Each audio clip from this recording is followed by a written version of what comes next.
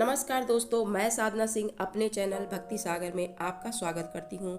दोस्तों, अगर आप मेरे चैनल पे पहली बार हैं या नए हैं तो मेरे चैनल को सब्सक्राइब करना ना भूलें।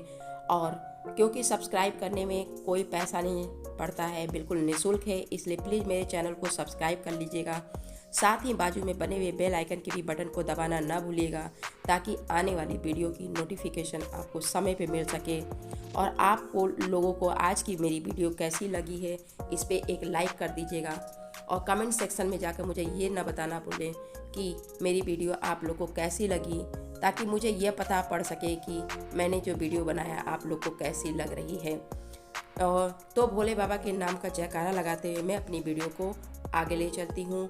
दोस्तों, आज की वीडियो में मैं बात करूँगी गंगा दशहरा के बारे में कि अगर इस बार गंगा दशहरा शुभ संयोगों में आ रही है और अगर हम इस दिन कुछ उपाय करते हैं तो हमारे जीवन की तमाम समस्याएं अपने आप ही खत्म हो जाती हैं, क्योंकि शुभ समय में किया गया कार्य वैसे ही मंगल देने वाला होता है। तो ज्येष्ठ शुक्ल पक्ष की 10वीं तिथि को गंगा दशहरा का पर्व मनाया जाएगा।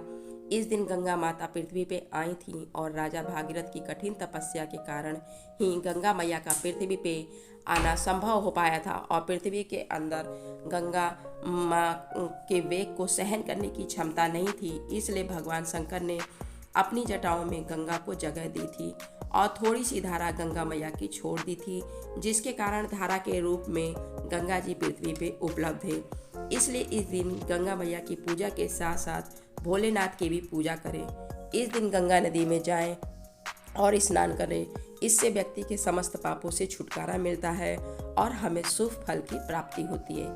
लेकिन इस दिन हर कोई गंगा जी में जा नहीं सकता है, स्नान नहीं कर सकता है, तो घर के ही पानी में गंगा जल मिलाकर स्नान करें और अपने दोनों हाथों को जोड़कर मन ही मन गंगा माता को प्रणाम करें, उनका ध्यान करें।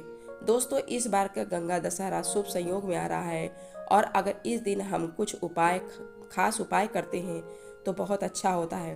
अगर हमारी कोई खास इच्छा है और उसकी पूर्ति के लिए, अच्छे स्वास्थ्य के लिए, लंबी आयु के लिए, हर प्रकार की मुसीबतों से बाहर निकलने के लिए हमको इस दिन कुछ उपाय करना चाहिए। अगर हमारे अंदर शक्ति का संचार करना चाहते हैं तो इसके लिए इस दिन आपको ओम नमः शिवाय गंगाय शिवदाय नमो नमः नमस्ते विष्णु रूपन्ये ब्रह्मूर्त्य नमस्तुते, इस स्रोत का 5 बार जप करना है। इसके करने से देखिएगा कि कैसी शक्ति महसूस होगी आपके अंदर। अगर आपको बिजनेस में तरक्की पाना चाहते हैं तो इस दिन किसी ब्राह्मण को पानी पीने योग्य पात्र दान करना चाहिए। लेकिन याद रखिएगा कि गंगा दशहरा का पर्व है जो कि 10वीं तिथि को आती है, इसलिए जो भी चीज़ दान करनी है वो 10 की संख्या में हो, यानी कि 10 ब्राह्मणों को अलग अलग पीने योग्य पात्र दान करना है। लेकिन आप इस संख्या 10 की संख्या में देने में समर्थ नहीं हैं तो केवल एक ही ब्राह्मण को पात्र दान कर सकते हैं, बाकी के 9 ब्राह्मणों का आशीर्वाद लें। लेकिन अगर घर के आसपास ये 10 ब्राह्मण भी न मिले तो किसी एक ही ब्राह्मण के 10 बार पैर छू लीजिए। ऐसा करने से भी आपको 10 ब्राह्मणों के आशीर्वाद के बराबर पुण्य मिलता है। अगर आपको हर प्रकार की मुसीबतों से बाहर निकलना चाहते हैं तो इस दिन आपको गंगा मैया का मन ही मन ध्यान करना है और शरणागत दिनार्थ परित्राण परायणे सर्वस्य तीनहरे देवी नारायणी नमस्तुते, इस मंत्र का जप करने से आपको हर प्रकार की मुसीबतों से बाहर निकलने में आसानी होती है। अगर आपको नौकरी संबंधी परेशानी से बाहर निकलना चाहते हैं तो इस दिन सुबह स्नान के बाद शिव मंदिर में जाकर भगवान शिव की विधि विधान के साथ पूजा करें, शिवलिंग का जलाभिषेक करें, बेल का फल अर्पित करें। इसके बाद हाथ जोड़कर भगवान शिव से अपनी परेशानी के बारे में बताएं और प्रार्थना करें।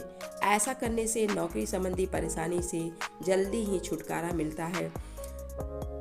तो दोस्तों, ये थे उपाय जो आपको गंगा दशहरा के दिन करने हैं। और कुछ ऐसे भी उपाय करने हैं जो 10 की संख्या में होते हैं। जैसे गंगा दशहरा के दिन सबसे पहले शुभ मुहूर्त में गंगा नदी में स्नान करना है, आस्था के साथ डुबकी लगाना है। इससे रोग दोष सब और दरिद्रता ये सब नष्ट हो जाती है। गंगा दशहरा पर नहाने के बाद जो है गंगा माँ की पूजा करनी है और मान्यता है कि इस दिन गंगा मैया की पूजा करने से हमें मोक्ष की प्राप्ति होती है। गंगा दशहरा के दिन गंगा माँ की पूजा के बाद सत्यनारायण भगवान का पाठ जरूर करना चाहिए। इससे हमें बहुत लाभ मिलता है, कष्ट मिट जाते हैं। गंगा दशहरा पर पानी से भरा हुआ घड़ा दान करना शुभ माना गया है। कहते हैं कि गंगा दशहरा के दिन छाता, जूता, चप्पल, टोपी आदि का दान करना बहुत शुभ माना जाता है। ज्येष्ठ महीने में तपती धूप से बचने के लिए ये चीज़ें जरूरतमंद व्यक्ति को दान करें। गंगा दशहरा के दिन मौसमी और पानीदार फल के साथ साथ सत्तू और गुड़ का भी दान करना चाहिए।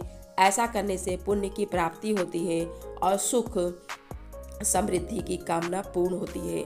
शास्त्रों के अनुसार स्नान करने के पश्चात किसी गरीब व्यक्ति को सूती वस्त्र, गमछा, धोती आदि का दान करना चाहिए। यह उपाय आपको आर्थिक तरक्की दिलाएगा। गंगा दशहरा के दिन गंगा में स्नान करने के पश्चात किसी ब्राह्मण को दक्षिणा दें। गंगा दशहरा के दिन संभव हो तो प्याओं की व्यवस्था जरूर करना चाहिए। इस उपाय को करने से आपको बेहद लाभ होगा। ज्येष्ठ महीने में प्यासे को पानी पिलाना बहुत ही शुभकारी होता है और पुण्य का काम होता है। गंगा दशहरा के दिन अगर संभव हो तो बेघर के लिए छांव की व्यवस्था कर दें, तो यह उपाय बहुत पुण्य देने वाला माना गया है। तो दोस्तों, आज की वीडियो में गंगा दशहरा से संबंधित उपायों के बारे में बस इतना ही। मिलते हैं आगे के वीडियो में कुछ नया सब्जेक्ट, कुछ नया विषय लेकर, और धन्यवाद।